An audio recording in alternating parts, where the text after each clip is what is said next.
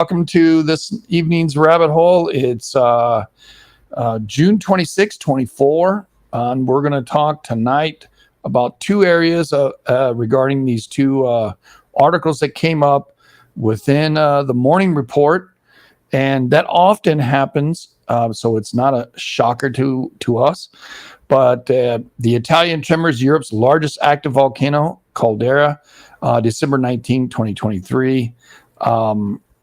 By Byrony Cottam, photographs by Manuel Dorati, is in an article in Graphical in the UK, out of the UK, talking about Camp Flegrei, Campy Flegrei. And then we'll talk also the article on Terra Nova, onlinelibrary.wiley.com, Fagradal and Sundhnúkur fires of 21 to 24, a single magma reservoir under Rick James Peninsula, Iceland, with a question mark.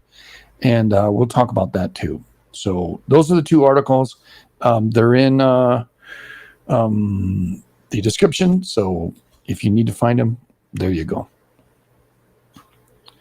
Okay, so you were saying, can I go right ahead?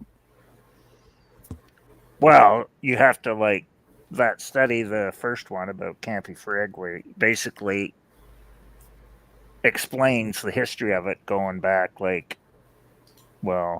recent times plus a little bit back farther than that, but it's super detailed on all the swarms it's had in the last however long they've been keeping track of the swarms. So I don't know, back in the 80s, 70s, all that stuff. So it talks about that it swarmed all sorts of different times. So it's not unusual for it to have these quake swarms.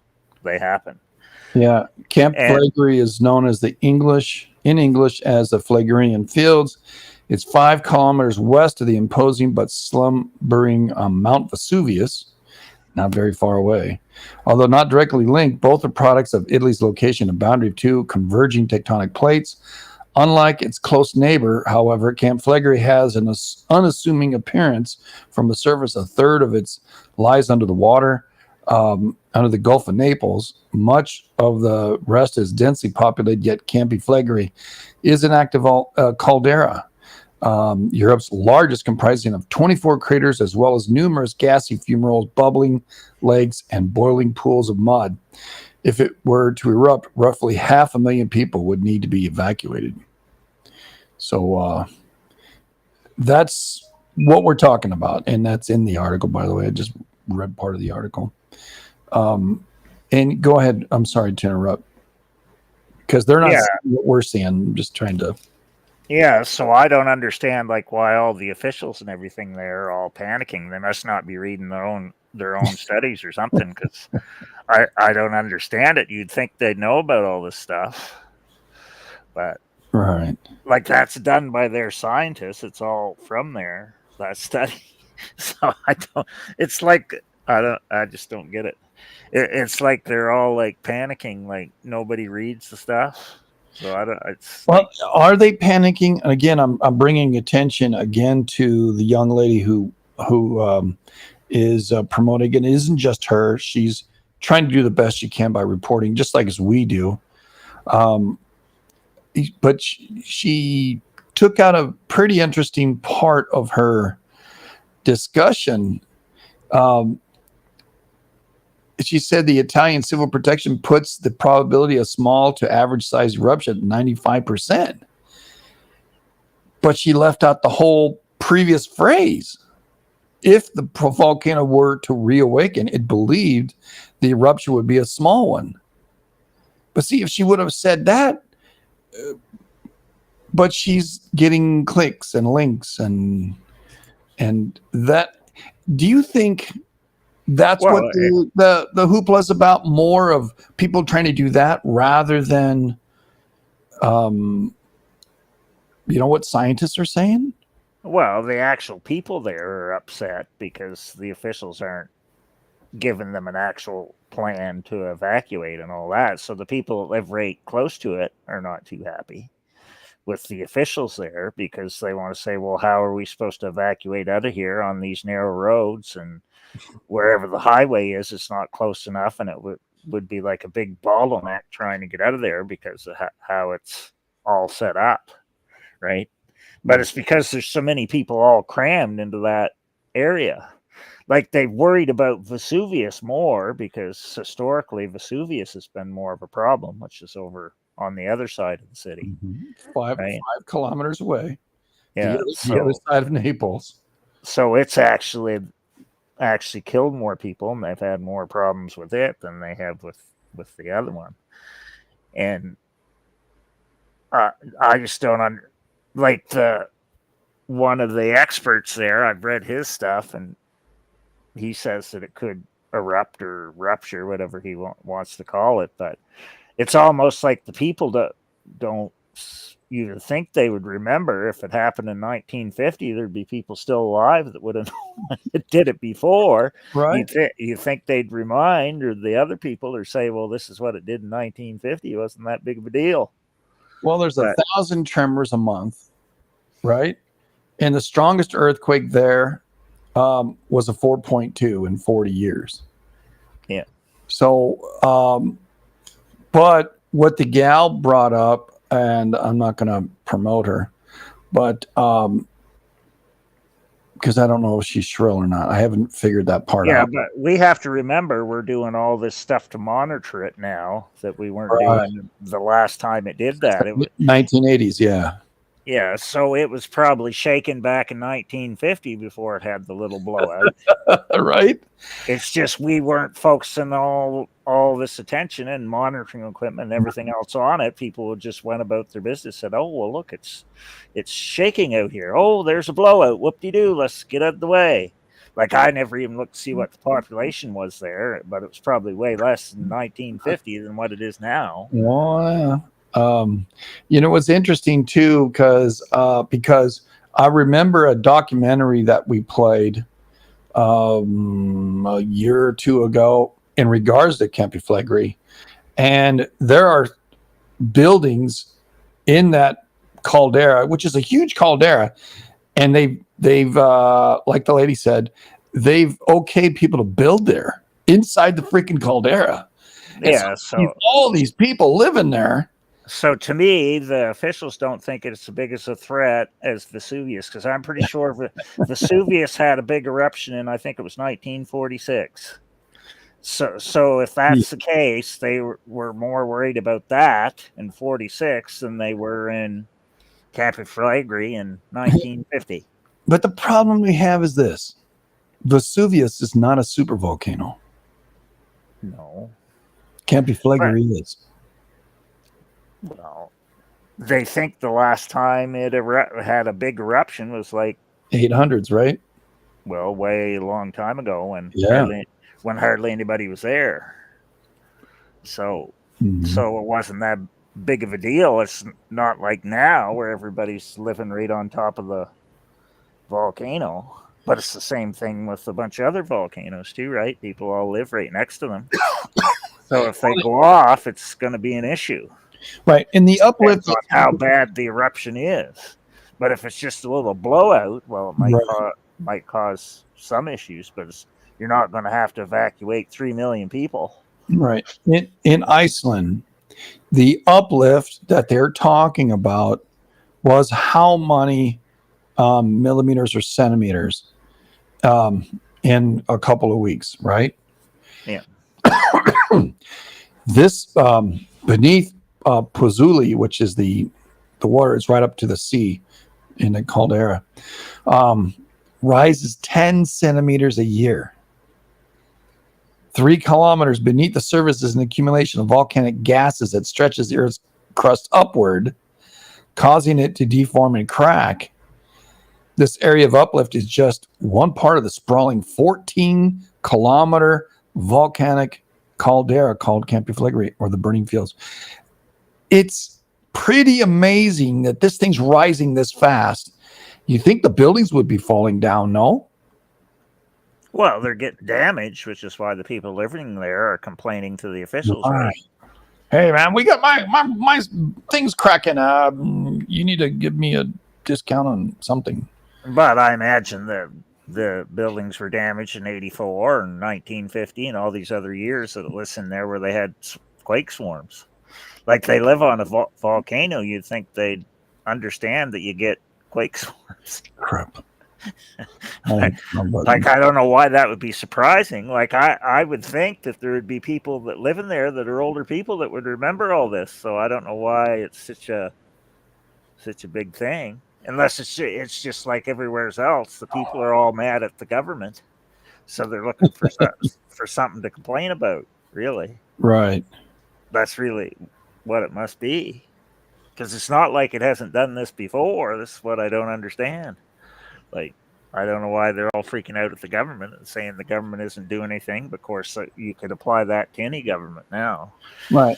And I'm showing a picture on screen right now on Melon. Where there's this damage to these buildings, the brick and it's got honeycombed rebar in there pretty good, but it's still brick, and the facade is cracked off. There's a good inch of facade or plaster, and these buildings don't look young or new at all. No, they're all old because they've been there for ages. Yeah, and there's mini splits out there as well. Pretty impressive damage to some of the buildings there. I mean, the Minister of Civil Protection.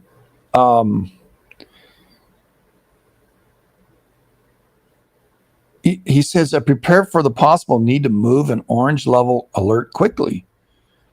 Well, it was met with resistance. He's Israel's civil protection minister.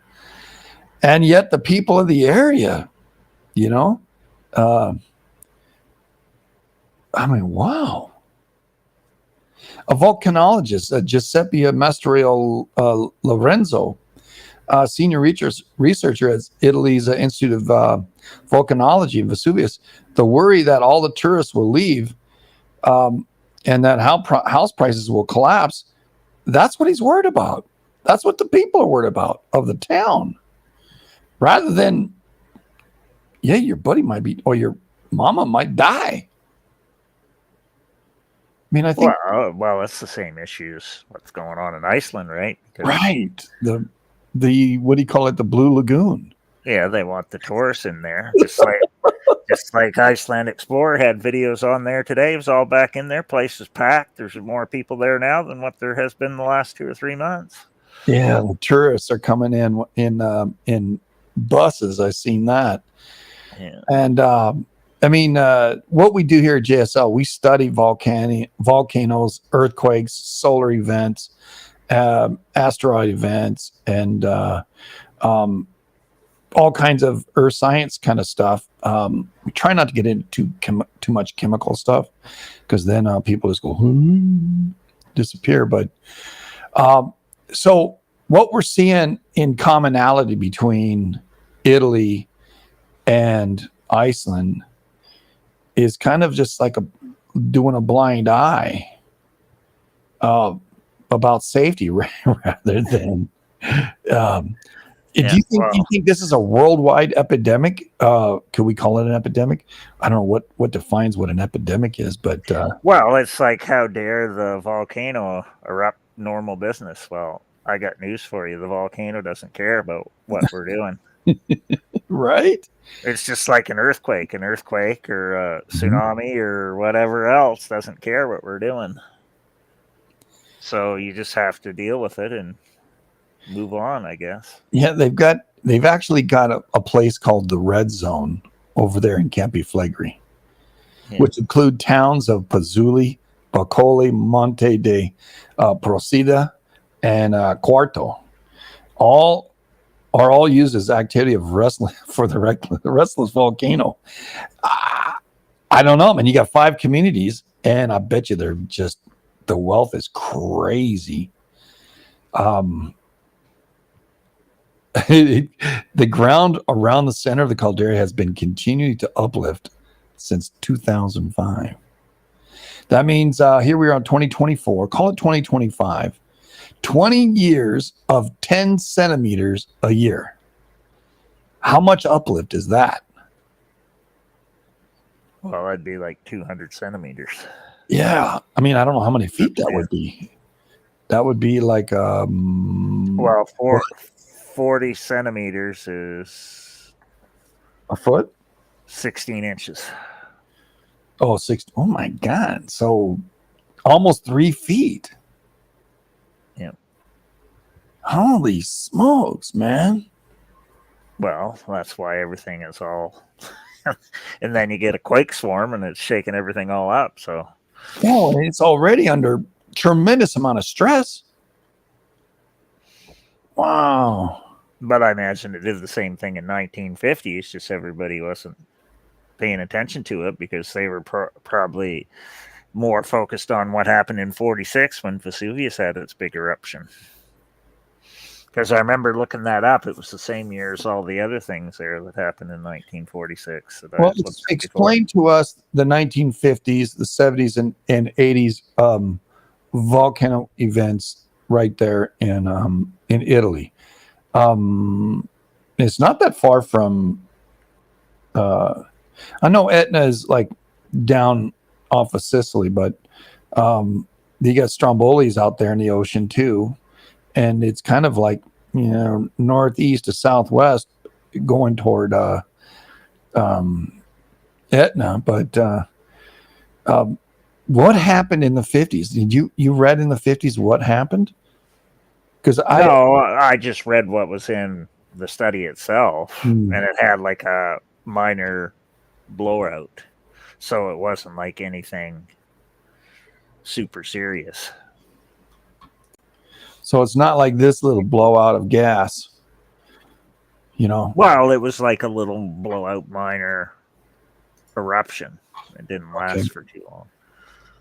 I forget how many days they said or whatever, but it was like, it wasn't, to them, it wasn't as big a deal as what happened with Vesuvius in 46. Right. Campi Flegrei erupted in 1538. 8 days it deposited enough material to create a new hill.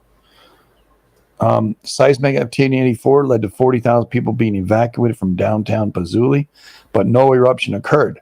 See, that's what they're probably thinking about. Puts a small average size eruption at 95%. But even in this article, the Italian Civil Protection Department puts a probability of small to average size eruption at 95%. That is if it wakes up again. I mean, I don't think it ever went to sleep. No, because it has this periodic thing where it has quake swarms and stuff, but it doesn't mean that it's going to like have a massive super volcano eruption. It's just going to have a little blowout and then calm back down again. Well, okay. Now compare that with the blowout in I guess it's the water blowout that happened in Yellowstone. It didn't wipe out the whole United States. It wasn't there, but you know what I mean? It erupted. And it was a small eruption. It wasn't like a major eruption. Yeah, well, it'd be the same idea, right? A little rupture, blow off thing. It would be like what it's done in Iceland with the smaller eruptions. It'd be the same idea. And it just lasts a day or two, and then it's done what it does, and then it goes back to sleep again for a while. so like, I don't know. It's just like, you would think all the people there would know about this since they lived there for hundreds of years. Like, I don't know. It's just like, whatever. Last year, Vesuvius Observatory University College of London concluded that all the movement has stretched parts of the ground to the breaking point.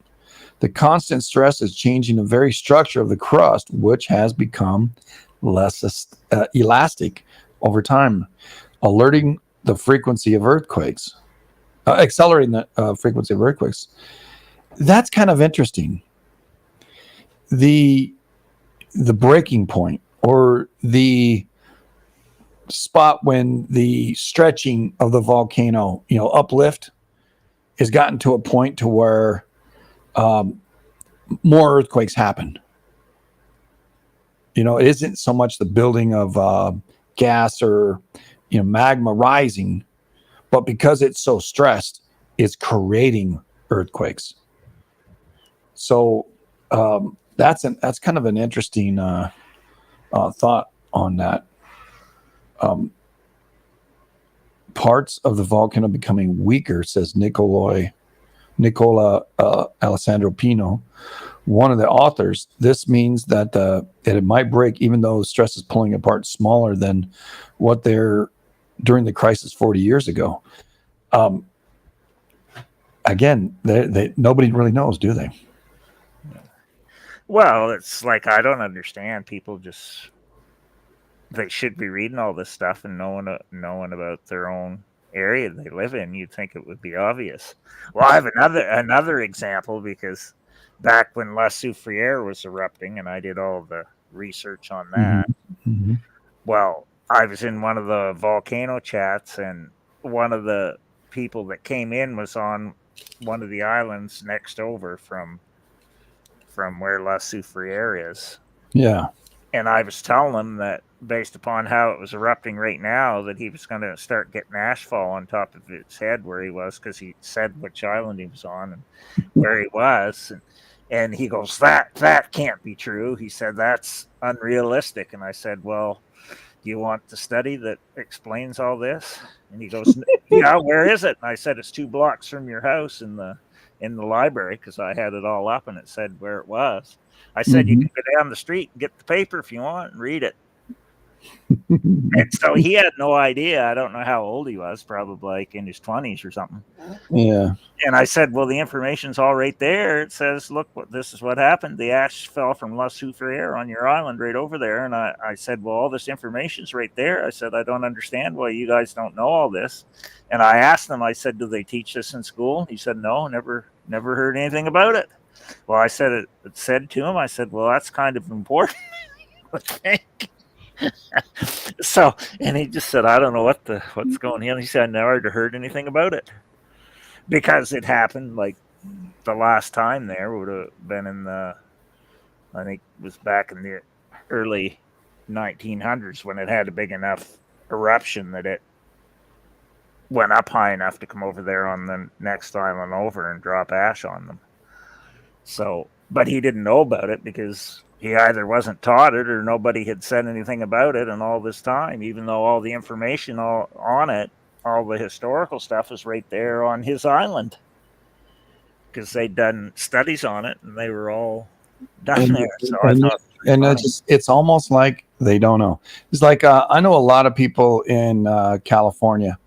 They're all well aware of the San Andreas. And yet we still live there, but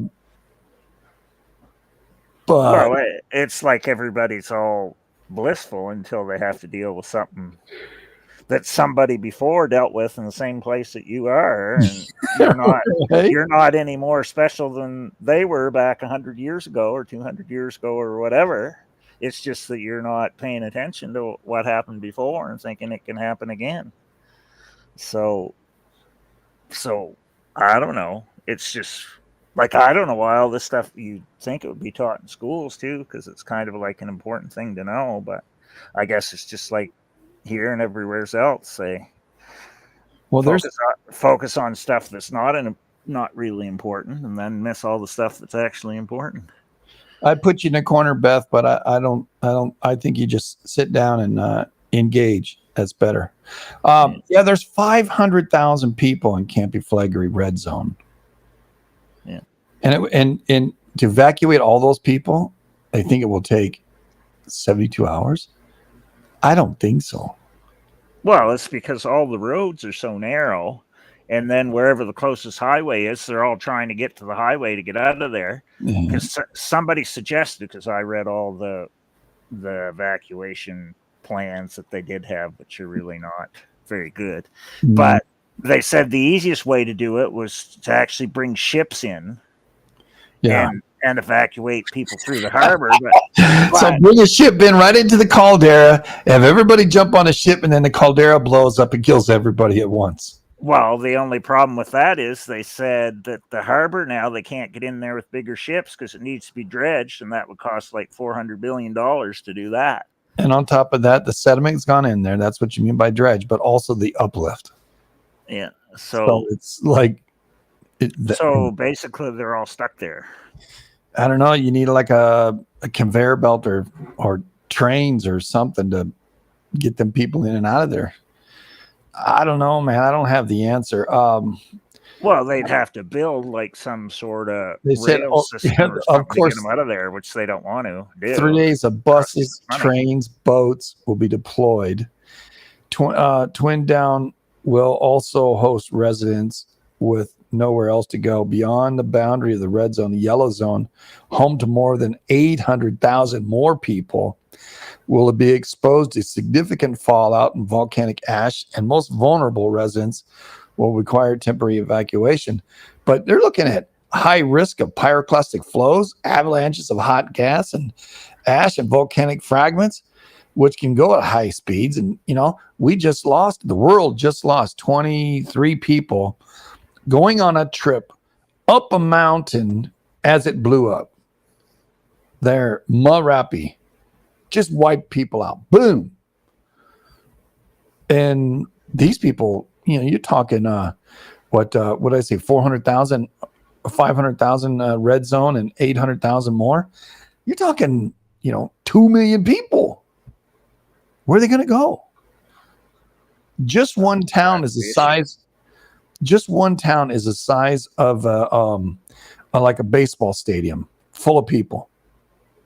Like, in New York, all right, 40,000 people.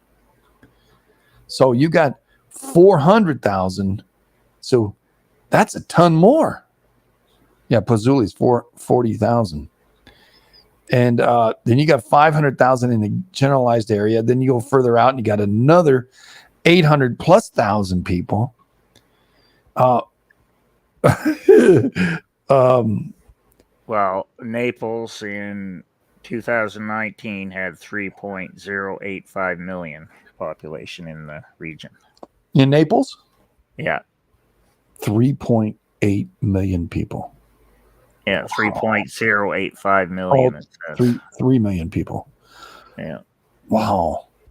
What a terrible loss that would be. When asked whether current evacuation plans would be sufficient to manage the possible volcanic emergency, Mastriolenzo replies emphatically, no, absolutely not. They're screwed. Instead, he believes a strange compromise has been reached between the science suggests that it could happen during an eruption Campi Flegrei, and a desire to reassure the public. Even more, he says, my colleagues in some cases have a tendency to show positive font, but without any scientific basis for it. He said they're freaking lying. They're getting paid. Oh yeah, it's gonna be okay. Oh my God. Another person, Lucia Pappalardo, is also another senior researcher, published a paper analyzing the volcanic risk of Campi Flegrei based on eruption during its volcanic 400,000 years. Looking at rocks and had been ejected during the eruptions, researchers noted the presence of small crystals less than 100 microns in length. 1 micron is equivalent to 1,000th of a millimeter, indicate a magma that has cooled rapidly. Larger crystals need longer time to form. They also found evidence that led up to past eruptions, magma in the chambers below the caldera was already in an explosive state, needed little to push it out and point to the point of eruption. On occasions when Campi Flegrei did erupt, it's likely that it happened very quickly and with very little forewarning. So they're screwed. They're absolutely screwed, according to her research. And it's kind of like the people in Vesuvius. We always wonder why, there were so many people stuck there. You know, what were they leaving, or were they like only parts of them were leaving, and then the poor ones had to stay? You know, to feed the animals or what have you, because the animals died in that too. Or did it just happen like she just said, that it came on quickly, and when it does, it's massive and it's wipe them out? I don't know. Like, I'm trying to find out what the population of it was back in like 1538 when it had a blowout.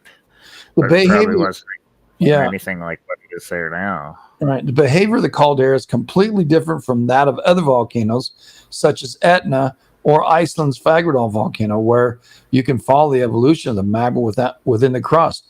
At the points of Raybal caldera in Papua New Guinea, which is violently erupted in 94 after 51 years of rust and less than a day of intense seismic activity, the very basis of a present emergency plan is wrong.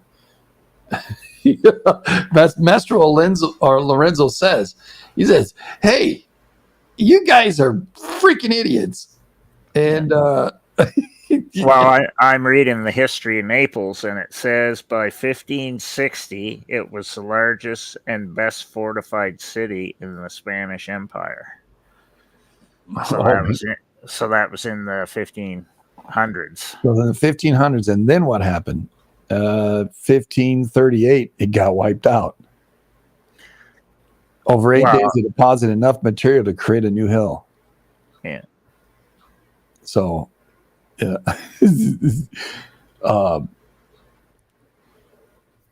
So the argument really is about how big the blowout's going to be. Right. Basically, that's what it is. But it's not necessarily going to be like a big, gigantic super eruption or something, super volcano eruption.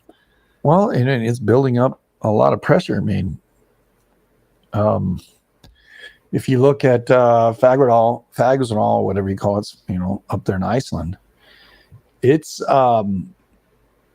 they believe there are tubes that there's like a one caldera below and another caldera above, and that the tubes between the two are wide enough now that it just kind of transfers the fluid pretty fast. But it took 400, 800 years for that to fill up one of those calderas down there, and when it did, that's why we're having the problems. Okay, I have some population numbers here now. Okay, go ahead. In 1860, the population of Naples was 450,000. So with no cars, with horses and carts and walking. Yeah. No trains, no mass transit, no train, nothing. Yeah. And it said it didn't go over 1 million, so it increased to 1,250,000 in 1971, and now it's like triple that. Yeah, 3 million. So I don't know. It was probably even less back in 1538. I mean, why is with this kind of thing happening? Why is Bill Gates worried about global population? The freaking idiots, they're going to get burned up. The Earth's going to do it. We don't have to do anything. We don't have to put out no more poisons and to kill people, because the Earth's going to do it. Well, there just was way less people in the way there in 1538 than there is in 2024. Well, whose fault is that? It's the people. It's not the fault of the volcano. The volcano doesn't care if there's 5 people there or 5 million. So it's about money from the people who are getting paid, saying, "Oh yeah, you can build there, but you got to do this and you got to do that, and it's all on you. So if you want to live there, go right ahead, but you're going to pay me the money." Oh, well, this is interesting. Naples became the world's 91st richest city by purchasing power in 2005 with a GDP of US $43 billion, surpassing Budapest in Zurich. So there it is, right there. Wow. Wow. And unemployment there went way down. It said between the 1990s and 2010. So that's why there's 3 million people there, because they all went there for jobs. It's all And money. and they weren't caring about the volcanoes. Screw that. We're there to make money. What do you think is the knowledge of the people there? Do they know how dangerous it is, or is some people know and then some people don't know? Well, you would think the older people would know. Yeah. They'd be old enough to remember, like, when it did stuff before, right? Well, in the 50s, you're in the 50s. That's 70 years ago, right? 40 and 24, so 64 years ago, at minimum. So, almost 70 years ago was the last eruption there. Yeah. And how many young people, they know about the gas and that stuff, because that happens all the time. People lose their houses. Like I said, that documentary we watched, interesting documentary. And, I was like, whoa, that's first time that I think I started waking up more to the idea that the danger of a volcano could just be the silent one. Like what happened in Africa. Wasn't there like a gas was released and it killed a whole town? Yeah. Because it laid low to the surface. Well, a thing we got to remember is a volcano that goes off, it's forgotten about within a couple generations. By especially, the younger people, because it's never happened to them. They don't know what happened. Right. Yeah, I know, but like what are they learning there in school? You'd think it would be like an obvious thing. Like, you think it would be important to know. It's like in Japan, them having earthquake drills. Well, they have earthquake drills because they get earthquakes. Like, you think that would be pretty obvious, but yeah. I don't know. I just don't get it. But I always figured that everything else that they don't. Oh, well, I always figured that the drop thing, and get underneath your desk, put your hands behind your head, and get down there when So we had in California, we had bomb alerts as well, not just earthquakes or fire alarms. We always went out away from the buildings in earthquakes and fire alarms, but the bomb, nuclear war. I just figured that's how they're going to count bodies. They're just going to look at the kids. Oh yeah, well, don't. Well, it depends on how close you are to the explosion. There may not be anything to count if you're close enough. Well, they can count all gas and stuff, yeah. But at least they see the little mounds of people, No, you wouldn't. It would be wiped like a clean slate, except gray.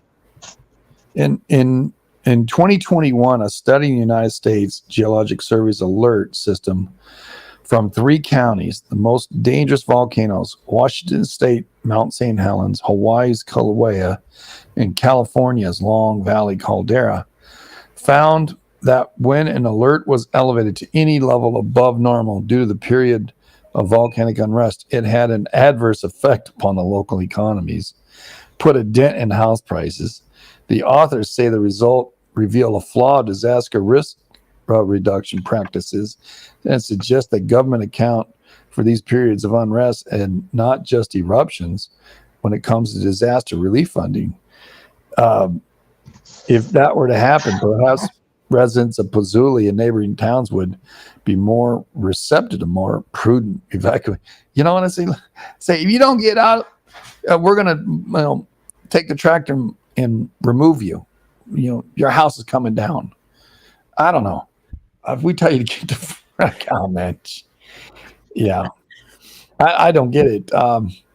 Again, the article says if the volcano were to reawaken, it is believed that the eruption would be small. The Italian Civil Protection Department puts a probability of a small to average eruption at 95%. but the big one isn't beyond the bounds of possibility.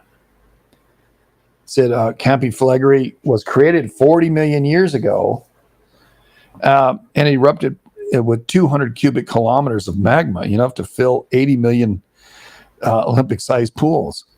That's a hell of a lot. Given the area's high urbanization, even the eruptions that the size of that would last enough to cause hundreds of thousands of deaths if no evacuation were to take place. I mean, here's a picture of Campi Flegrei right there. This is the last hill to be made, but this is it's a beautiful town, right? Yeah, beautiful scenery over there. Yeah.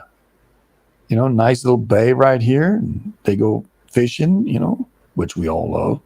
Well, anyway, yep. Real people have anyway.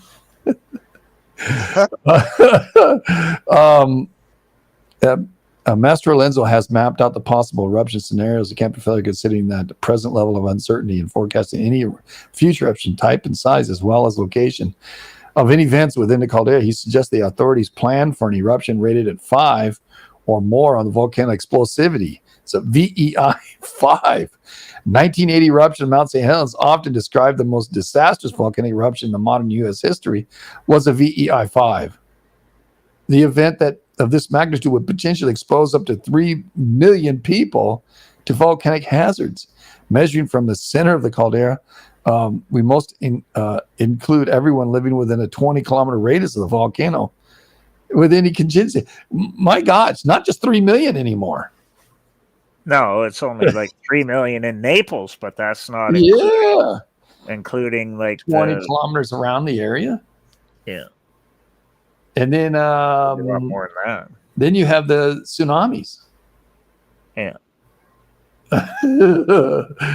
Oh my gosh. The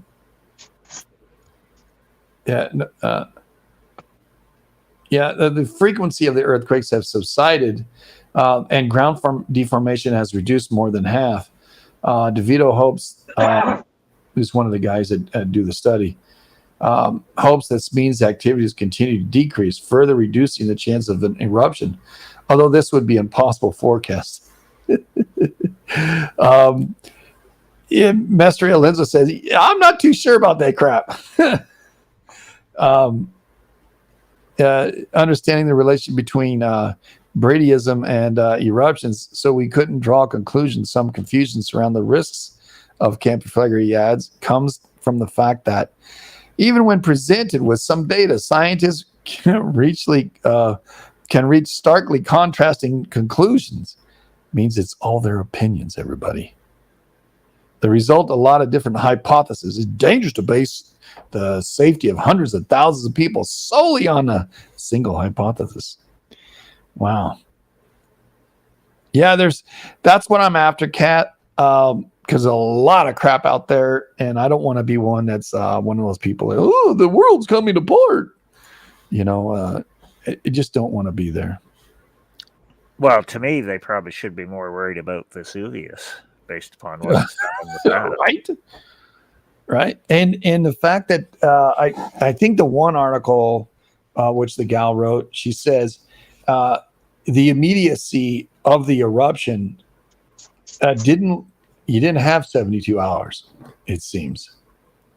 And if you look at how many bodies they found in Naples from Vesuvius, it's like, hey, I think that might very well be what happened back then. It just blew up. They didn't know to get the hell out of Dodge. Yeah, and the pyroclastic flows took them all out coming down from Vesuvius because it's up higher than Campi Flegrei is, right? So all the eruption stuff would come off the top of the mountain, then come down and spread out. It would do that with Campi Flegrei too, but it would have to be like a really big eruption to spread out really far, right? Right.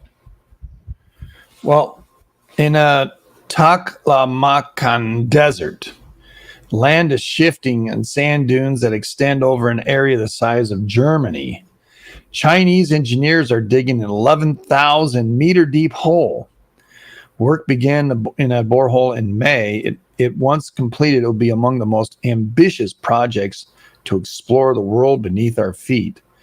The deepest we've dug is Kola, super deep borehole northwest of Russia. 20 Soviet projects banded in 1995 at 12.5 kilometers deep.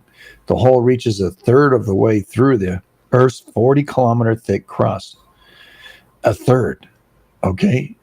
See, that's kind of why we talk a lot about the depths of these earthquakes. What's happening? Why is it happening, below the 40?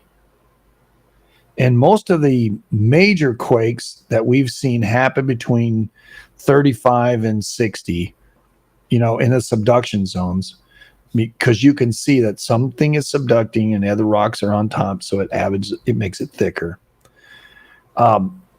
That's why it's so important to the depth. Catching the catch-all of 10 kilometers, it kind of irks me. And then we say, oh yeah, it's only oil. They're digging oil and it's creating earthquakes because it's collapsing on itself. And yet, well, yeah, because they're not even close to that depth. Yeah, you have to understand how thick the crust is in a certain spot.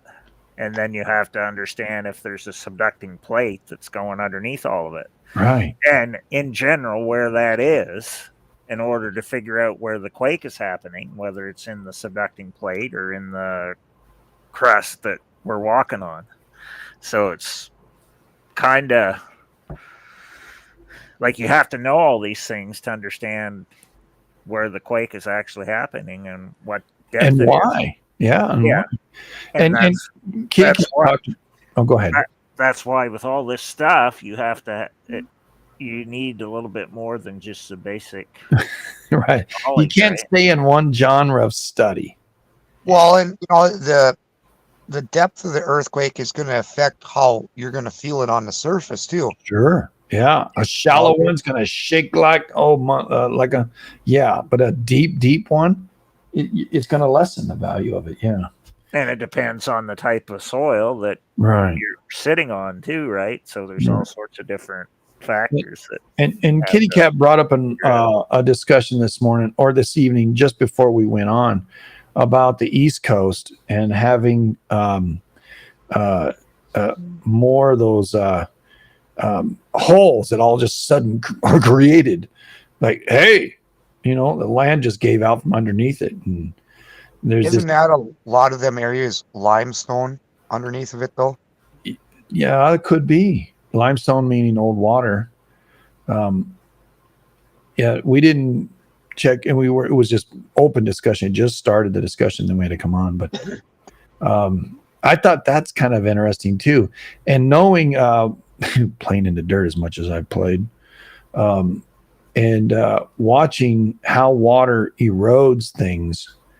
You can easily see how a sinkhole would be created by underwater, river going and then disappearing. Or like you said, limestone, which is an ancient river or an ancient sea, bed or whatever. Right. So, you got to wonder about those kinds of things in a certain depth. I think they're all along fault lines themselves. It's just that they haven't identified the fault line. I think fault lines are created, but I think lineaments are different. I think lineaments are magnetic, and I think fault lines are created by the lineaments. And fault lines are just cracks. Yeah. Right?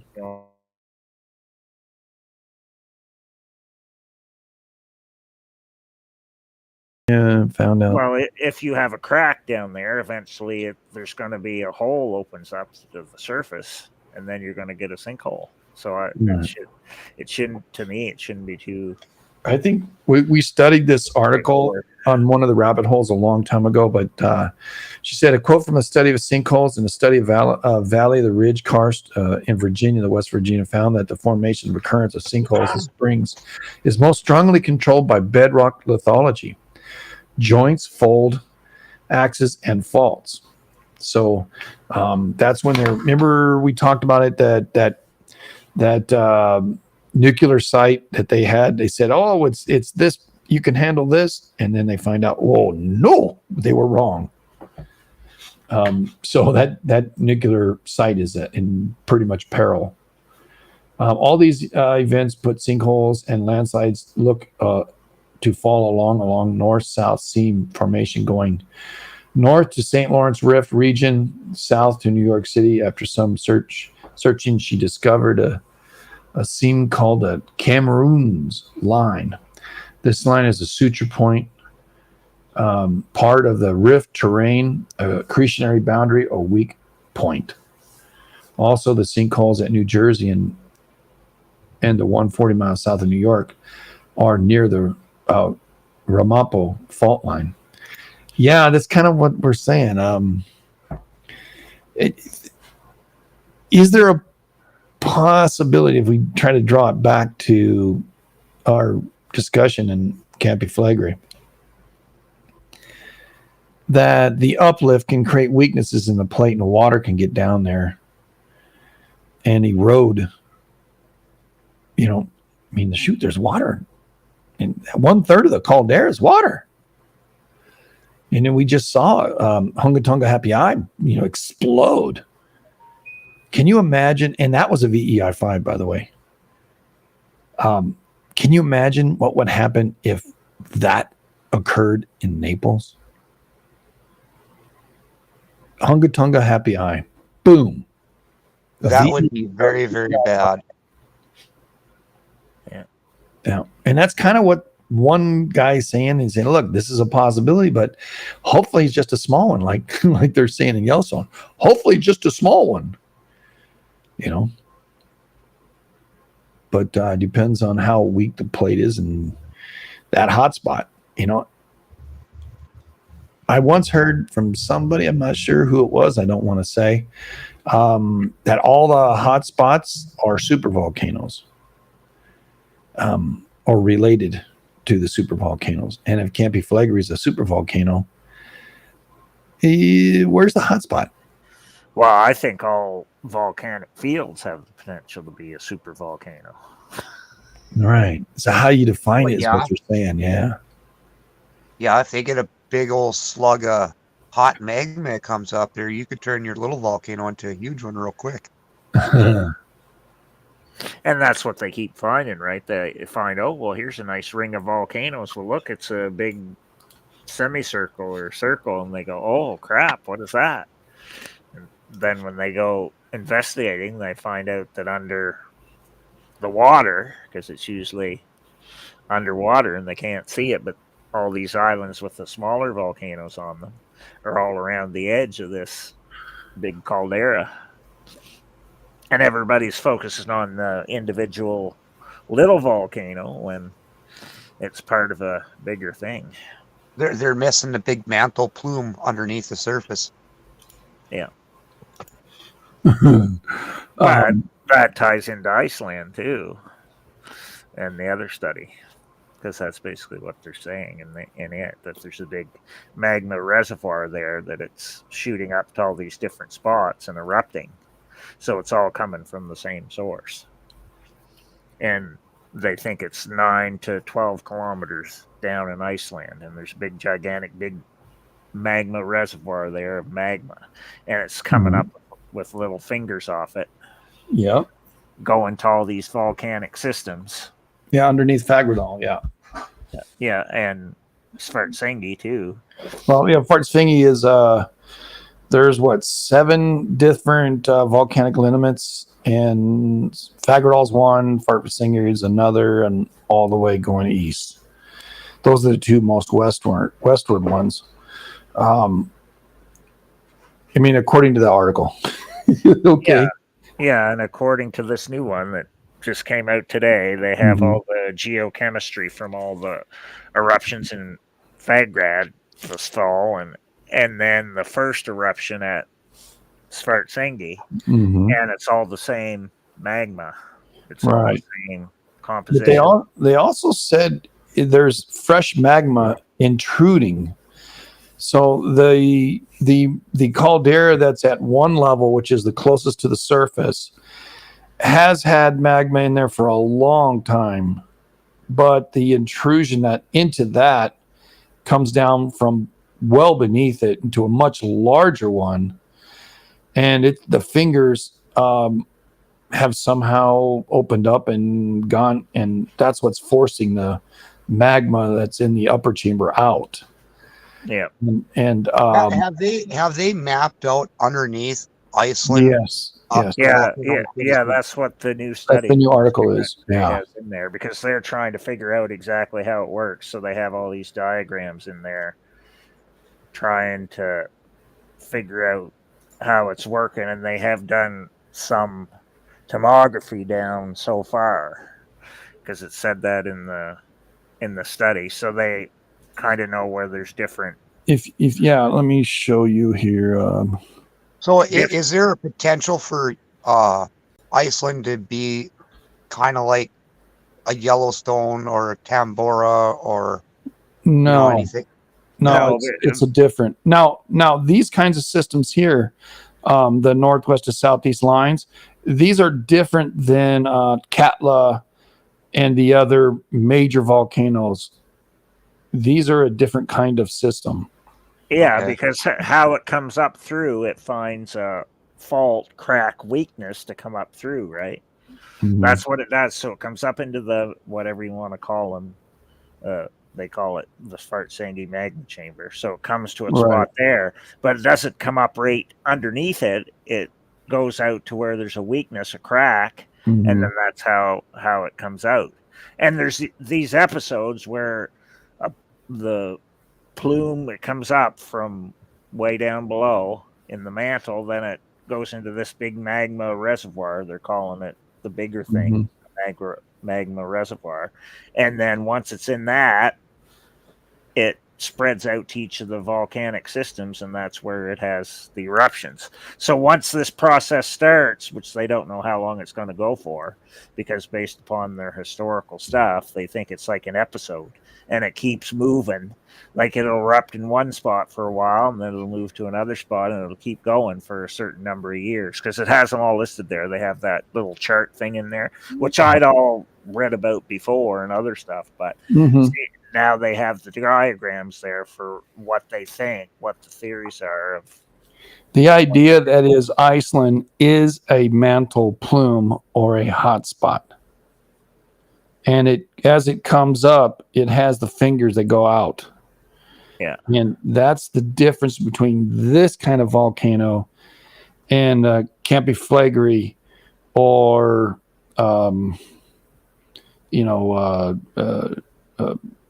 Popo. But you have Yellowstone, you have Iceland, you have Hawaii, and the caldera there in California. Those are all the same kind of volcano from a hot spot that have fingers that go out. And the rift system, I think, produces them as well. You see a lot of that in Africa. And I'm not sure that it's not a hot spot that's burning a hole through the whole thing. Well, wouldn't that be kind of the same way with the old super volcano in Maine? I mean, didn't that kind of have a lot of fingers, little volcanoes going out from there too? I don't know much about it. I haven't read on that one, but yeah, there's more than one. Right, and those things depends on. From my understanding, the East Coast volcanoes were all due to subduction opposite, westward subduction at that time, and that died out when as North America started moving, and when it moved, all that stuff died. Now, 200 million years ago, it started moving, right? Right. That's why I say ancient. Yeah, it's ancient. Yeah. And I guess the mountains were like the Andes, super tall, 19,000, 24,000 feet up. But over time, they eroded. And as a snail goes across the floor, it left, residue in the past. That's kind of what you look at a map on North America, you see on the East Coast how much of erosion has been pushed out to sea as it's moved. Well, isn't that shelf off the East Coast kind of just all the residue that's wore off from millions and millions of years? That's what I think it is. I think there was calderas the whole way. I do too. Yeah, no doubt. East Coast. It's just we haven't identified them all yet. Right, they're buried or they're eroded away. Yeah, because there was major volcanoes there, and major mountains, and subduction created those, and then as we separated from Pangea, it eroded away. So they would have had ice over them too. Right, it's a previous. Well, ice on some of it, but not all the way down into the Carolinas. There's the freezes didn't happen way down there. They happened at the Canadian border, up where you were under ice, and Canuck was. At the time that North America was in Pangea, weren't we on the equator almost? Correct. Yeah, we went north, but the freeze happened sometime. Well, multiple freezes and multiple melts. You're talking like snowball Earth. Yeah. But you know how we've studied the trains on the West Coast. Well, there's also trains on the East Coast. It's just way over. So there's like multiple episodes of stuff smashing in and being added to the East Coast of North America. It's just we haven't gone into detail like what we have with Nick's stuff because that's more recent, right? But it's the same thing here if you actually look up all the stuff, which I have quite a bit of it. So there's like multiple, because the land that I'm actually on is actually from Africa. Oh yeah, it's a piece of Africa. Wow. So it was actually, I thought it was a piece of Scotland. No, where I am, it's actually a piece of Africa that actually moved over here. So further north, Newfoundland was Scotland. Yeah, Newfoundland would be more related to. Well, part of it might be from Scotland, but Newfoundland's really not too far from us. So, what they call it's called Avalon or Avalonia. So many boundaries, yes. Kitty cat, no doubt. It is the name they refer to the islands that were way off in the ocean, that were off Africa, and what we would call Africa, but whatever. Well, you back then, and then it ended up over here all smack. No, he would be on a microplate. He was actually part of Africa. Yeah, like the little section that I am, the train that I'm on, which is actually called the Miramichi train, actually came from Africa originally. So the Atlantic Rift opened up, spreading him and us, pushing. Well, now I'm part of North America. I've been part of North America in a while.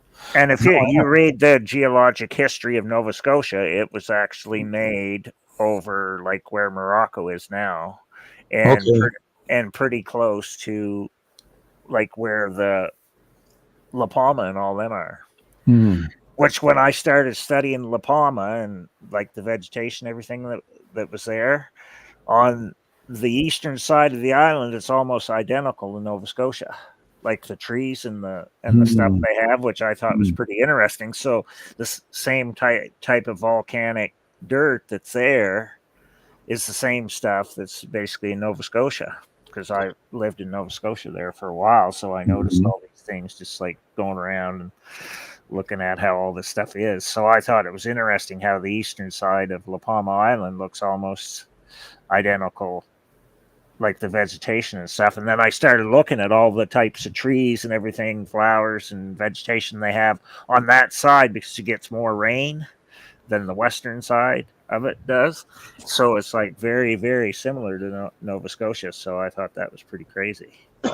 That is interesting. If that's where Nova Scotia originally came from, and it was created by like gigantic fissure eruptions, just like Iceland, because it was probably over there on top of the same hotspots or whatever that are there now, the same liniment lines, because I think they've always been there. It's just everything on top of them move. So it's crazy stuff. So, like when I go to the Bay of Fundy or Grand Manan and all those places, they admit that they're all volcanic. Originally were volcanoes. And that's why all that stuff is there. It's just it was long ago when it did it. So it's crazy stuff.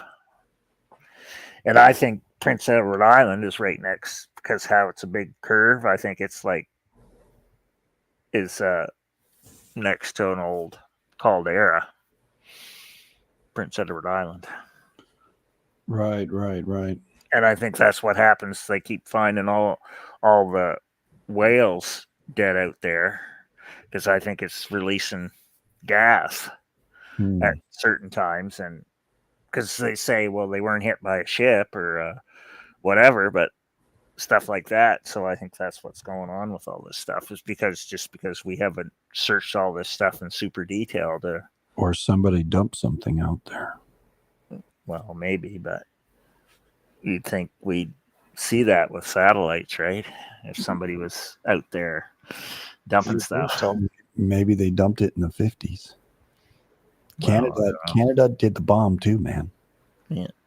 So, and then when I started reading about like all the stuff that they're finding to mine in my province, which is molybdenum and tungsten, well, once I started studying the Mount Pleasant caldera, which is the one closest to me, there's a big molybdenum tungsten deposit at the center of that. So then I started looking up molybdenum tungsten. I said, well, where's all the biggest mines in the States?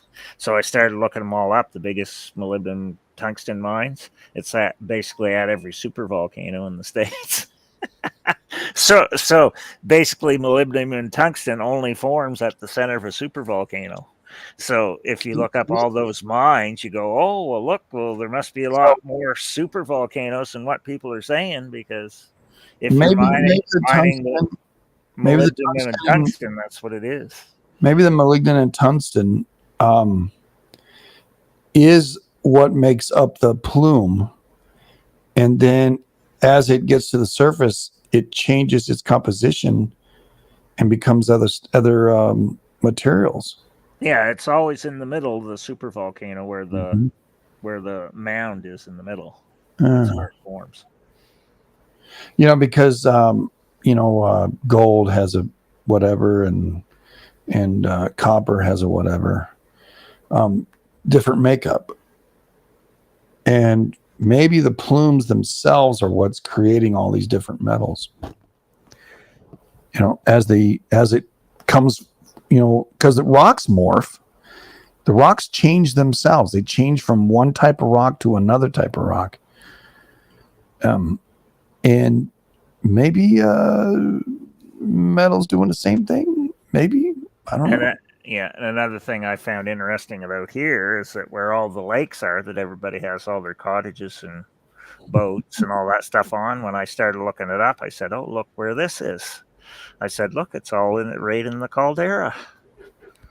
So I said, look, and I started looking at all the lakes all over the province. And then I started like where everybody all goes for all their exciting, whatever pleasure seeking activities. And then I said, oh, look, the new mining thing is right next to this. And then I look, oh, what are they trying to mine there? And it's all the same stuff that forms at supervolcanoes, ancient supervolcanoes. So I said, yep. Everybody's all on top of this, and nobody has a freaking clue. In here, I'd driven through the Mount Pleasant caldera one probably like 500 times, and I never knew it was a caldera until I saw it on the Google Earth, and then I said, well, that's weird. And then I remembered that I'd driven down in there, and I said it was like I'm driving down into this big circle, because you go way down in the middle, and then there was they made a subdivision up to the center of this Mount Pleasant caldera because that's where the mining operation is, and they were putting houses on that road, and the name of the road was like Caldera Road or something like that. And I'm going, Caldera Road? Why would they call that a Caldera Road? So I said, well, I guess what a fitting name. Yeah, I said I guess I better investigate this, and come to find out that's what it was, because it was all in the. I had to go into the provincial government site, which I've done a million times for other things, and I found all the information in there, and it had all the information on it, and how old it was when it last erupted, what they were mining it for, all this stuff, and all the information was right there. Just had to go look it up. So it's just crazy stuff. And this is the same thing going on every place, right? It's like them finding lithium in the super volcanoes, because that's where the biggest one is in the States, biggest lithium mine right now there, that's in Nevada. And they just found a whole crap load of lithium in Maine, and it's all along the same fault line that goes by me. So I heard lithium is poisonous. Well, that's what they make car batteries out of. It's what they need for batteries. So Oh my God. they're finding it everywhere, and it's all along the same fault line that goes by me. So it's crazy stuff, but that's how it works. So maybe there was gigantic super volcanoes all along the Appalachians that they're just down under there, and we haven't got to them yet to see. Oh crap! I guess maybe they're old and dead. Yeah. Well, they would be dead, because that's the stuff in them is all old now, like the material that came up, which is why they're mining it and whatever, because they wouldn't be doing it in an active super volcano. Well, I shouldn't say that, because they have a molybdenum tungsten mine. They have in Yellowstone. Well, they have a molybdenum tungsten mine in Long Valley. Yeah, they have one in Yellowstone as well. Yeah. So it's like, hey, what are you guys doing? Oh, whatever. Because the biggest one was in Long Valley when I looked it up, and I think the second biggest one was in Utah when I looked up the molybdenum and tungsten mines in the States. So, and they're all like where super volcanoes were. So it's exciting stuff. So I've learned a lot, since I started doing the earthquake thing. It's morphed into like 50 billion other things. Right. Well, like I said, it's a multi discipline study what we do here. We don't just stay with volcanoes, earthquakes, solar, physics, electricity. We try to learn a lot of different things, a lot of different subject matter. The articles are in the title of this on the other channels. If you want more information, you can review those articles that are in the description. And we are, I know we're hour and some change now. Hour and 12 minutes. Don't want to get booted by the other channels. I think we've already had one of them drop on us. Kat is, thank you, Kat. That's so not like Yellowstone. It does have mining. And on the north end, it has mining. Does it have mining right within the park, or is it? I think it's in the park. On the outskirts of it. I think it's in the park itself, but I could be wrong. Yeah, I'm pretty sure when I looked up stuff on it before that. Well, I'm not sure if it's like right in the park, or because they have seismos at some of the mines on the north end. I think they go up almost to the border. Yeah, it's on the north end, and there's some sort of camp that's there. You remember us talking about that a while back? And they built this thing, and it's, what they're doing is they're doing mining right there. And yeah, well, I'm pretty sure some of the seismos that they have are actually at mining things. Because some of the ones we have here in New Brunswick are actually at mines. So that's what they do. They put the seismos at places that they're. All right. So the next episode on this series here, which we're going to continue with these volcano series, is we're going to talk about some more of the larger volcanoes in Iceland and their effects in Europe, and the recent history, because they have erupted and they have changed mankind over there in Europe and around the world as a result. We've visited in 1800s. It seems like a lot of shit happened in 1800s. Askja, North Ireland, 1874 to 1876. That's Thornton wrote that article with Margaret Haley in 2013.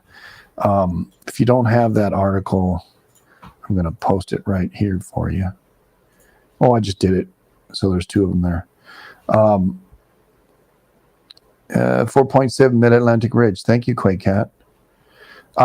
Is there anything you want to add, or do you want to continue the discussion? Or because I think the 1 hour mark is already, they're going to knock us off. Facebook only allows you an hour, just under an hour. So I think we're off the line there already. And I know I can stay along on the other ones, but I think Locals is already ended already as well. And in fact, Locals didn't even post last time. But I don't know what's going on with that. I had to figure that stuff out. Is there anything else you want to conclude this evening? I can't think of anything else. Okay. And thanks a lot, guys. I know we're a little bit short, an hour and 20. But again, due to the constraints on the other channels, that's why I'm doing it. Plus, I don't want to get burned out. I'd like to do another one on the Saturday. I love doing the Saturday ones. However, I might be in Vegas. I don't know. And I won't be able to do it on Sunday. It's no doubt. But if you're available on Saturday, let's try to shoot for that. Doing an hour and a half each one. On Saturday, we can go a little bit longer. We can start a little bit earlier, actually. But it all kind of depends on what Canucks got. He's got a schedule, right? Everybody understand he lives by his schedule. Yeah. And can't play with that schedule much. Well, I'm good for Saturday. Yeah. I don't have to babysit any dogs this week. Yeah, that one drove me bananas there for a minute, and then it shut up, and I was thinking, okay, he just strangled that son of a bitch. Great. Yeah, once it went to sleep. Put it in a plastic bag and zip it up. And see how long it lasts. But I'm just kidding. I'm kidding. All right. God. I hate yappers. I just hate them. My next door neighbor, he's got a Doberman. It doesn't bark. That thing's cute. I wanted to take it home. I did too. But it's his. They just had it since Christmas. Well, yeah, some of them don't bark that much, but it just depends on the dog. Yeah, I think the dog was abused, and it's in love with these people, and they love it too, and they're pretty good little. She's a really good dog. Saw her today. She didn't even bark. And then, wow, that's great. But anyway, Clem, do you have anything you want to add, or do you want to suggest a study or something that's piquing your interest? Do you want to look into more? Oh, nothing hit me particular tonight. So okay, well, we can discuss it. Yeah. Yeah, I'm sure we'll figure out something to do. I'm sure if I think of anything, we'll get to it at some point. Yeah, right. Well, thank you all for being here on Rabbit Hole Wednesday. And